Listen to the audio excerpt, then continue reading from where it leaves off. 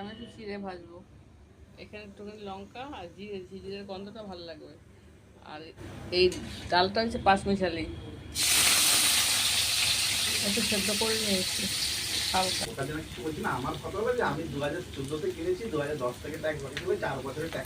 এটা পাঁচমিশালি ডাল, একটুখানি ভিজিয়ে রেখেছিলাম, এটা ভেজে নিলাম। এবার কতগুলো ছোলা আছে, ছোলাগুলো দেবো, তারপর চিড়ে দেবো, সেদ্ধ ছোলা চিড়ে ভাজবো। দেখো ছোলা সেদ্ধ, পাঁচমিশালি ডাল, এবার চিড়ে ভাজা। এবার চিড়ে দেবো, চিড়েগুলো দিয়ে নেড়ে চেড়ে লামিয়ে দেবো। আমি নতুন করছি, খেয়ে রেখে দেওয়া যাবে সব ব্যাপারটা, সব খেতে হবে। এখন নুন দিয়ে দিলাম, গোলমরিচ দিচ্ছি।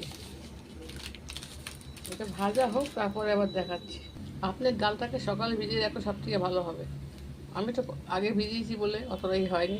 দেখুন কত সুন্দর কালারফুল হয়েছে। আপনি যে কোনো ডাল দিয়ে ভাজতে পারেন, আমার ডালটা তো শক্ত রয়েছে, এখনই ভিজালাম, এখনই দিলাম তো ওই জন্য। দেখুন দেখতে কত সুন্দর হয়েছে।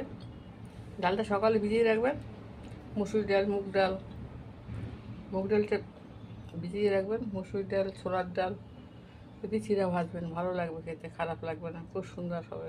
একবার করে খেয়ে দেখবেন। ডালটা সকালে ভিজাতে হবে, এখন ভিজালে হবে না।